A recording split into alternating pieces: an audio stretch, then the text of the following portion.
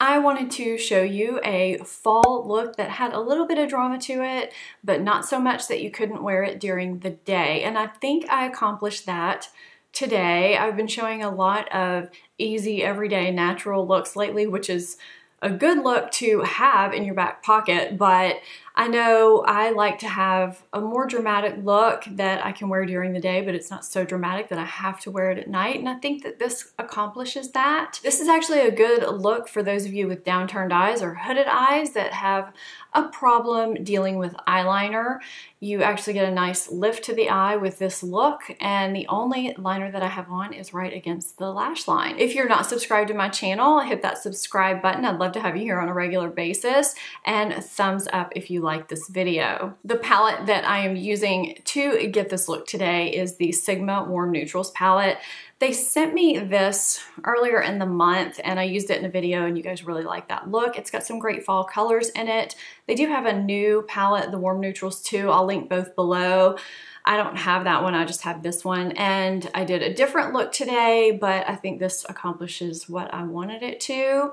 And hopefully you like this look just as much. I'm actually using a few items that I've gotten sent to me during the month. This isn't a sponsored video. I just wanted to try out and use some of the things that I've been using and loving from Sigma, Amazing Cosmetics, Physicians Formula, and some of my regular staple items. So if you want to see this dramatic fall daytime look, just keep watching.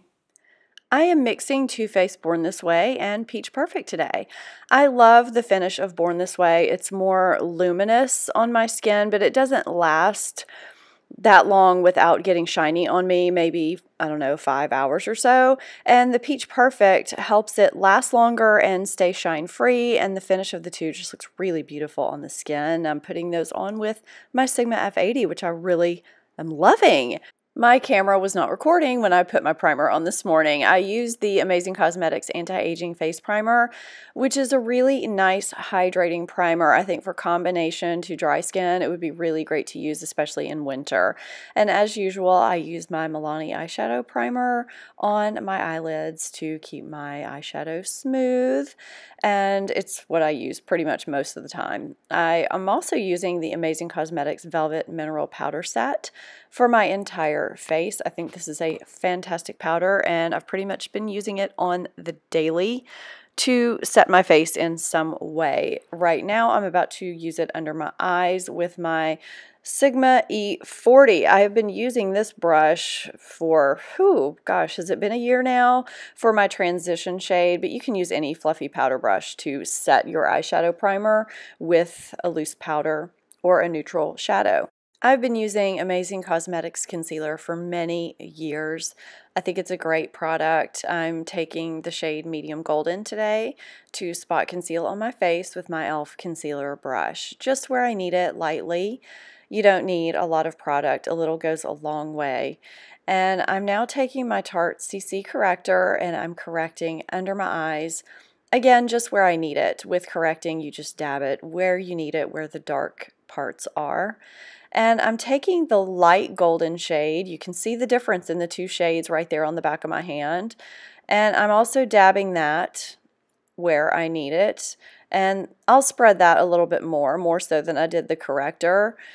I love the consistency of their Amazing Concealer because it's thick enough but not too thick, and it's hydrating, and you can see how much I have left. A little bit goes a long way, and it lasts. You know, if you don't need to set it like I am right now, that's fabulous. You may not need to, but I do need to set my concealers. That's just how I am. I'm very creasy under my eyes, and I'm dusting away the excess now. I do set it with a damp beauty blender, just like I am with my face right now. I find that that method works so much better for me than doing anything with a brush, whether it be under my eyes or on my face. I dust away the excess with a brush, both on my face and under my eyes.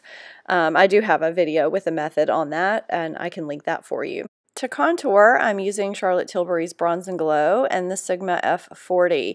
I have not used an angled contour brush to contour regularly, but this has become my default contour brush since I got it. I love it. It's soft, and I don't really have a rhyme or reason to how the angle falls when I contour. I just love the way it performs on my face.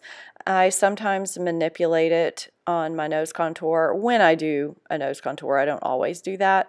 And sometimes I go back to my trusty E40, which I use as a multitasker brush quite often. It really just depends on the look I'm going for, my mood, and if I feel like going to the trouble of correcting my crooked deviated septum that day. For more warmth, I am using Becca Wild Honey Blush and Physicians Formula Butter Highlighter in Rose Gold. I am using Morphe M510 to highlight. My camera does not show highlight well for you guys. I could see it in person. I don't think you could see it very well, but it's there, trust me. The Becca blush is pretty pigmented, so I like to use my Morphe E4 to apply it because it diffuses the product in such a beautiful way. And where is my highlighter lid? Time for the eyes, and the first shade that I'm using out of the Warm Neutrals palette is Innocent. I'm taking the E40 brush to put a transition shade above the crease and below the brow bone to create a shadow so that the brow bone doesn't look so heavy. This shade is called Dove. It's a dusty grayed purple. I'm using my Sigma E25 to apply this to the outer 2/3 of the crease and bringing it down onto my lid. I'm using the corners of my eye and my brow as my guide so that I don't go past that point. Our goal is to lift the eye up. If you go past that point, you could bring the eye down, and we don't want to do that. I'm blending that out with my Luxie 229 brush just so I don't have any harsh lines. This shade is called Warm Stone, and it looks a lot more shimmery than it comes off on the eye. But I will say I do tap off my brushes before I apply anything to prevent any excess fallout. I should have said that up front.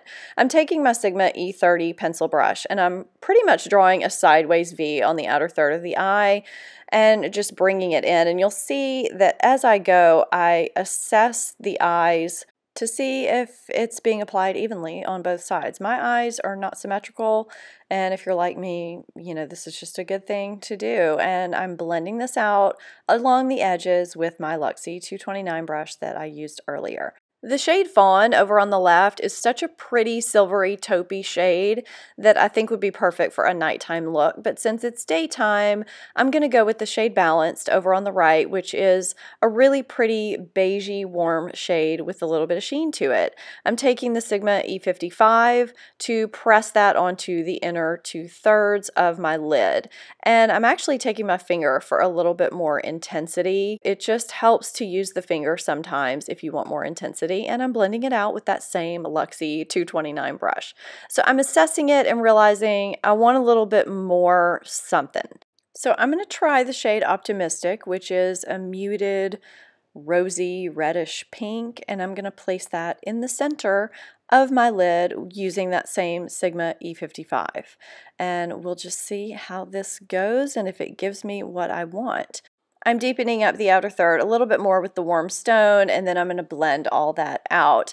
I'm taking Sigma E20 and using the shade Innocent, that was my transition shade, to give some definition to the lower lash line. I'm also taking Warm Stone to line a little bit. My hand had a spasm and I went up a little too far. I tried to blend it out. I think I did pretty decently. Mistakes happen to us all. I'm taking my MAC 266 to line wet just along the lash line a little bit with that Warm Stone shade. So here's the final look.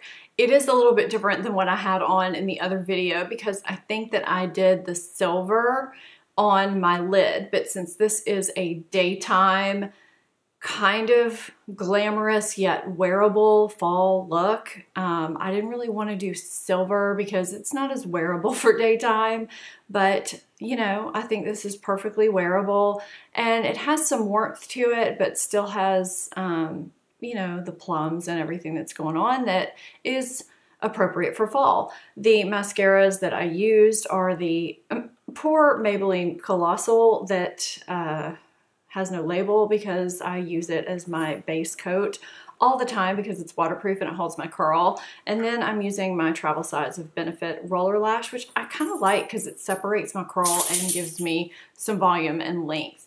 And my lip is the Tarte Lip Sculptor in Kind, which I talked about in my top favorite fall lipstick video. If you haven't seen that, I will link that so that you can go catch that video. Thank you so much for watching. I hope you enjoyed this video. If you're not subscribed to my channel, please hit that subscribe button. And if you're not following me on social media, I'll put that on the screen and down below. I'll see you next time. Bye-bye.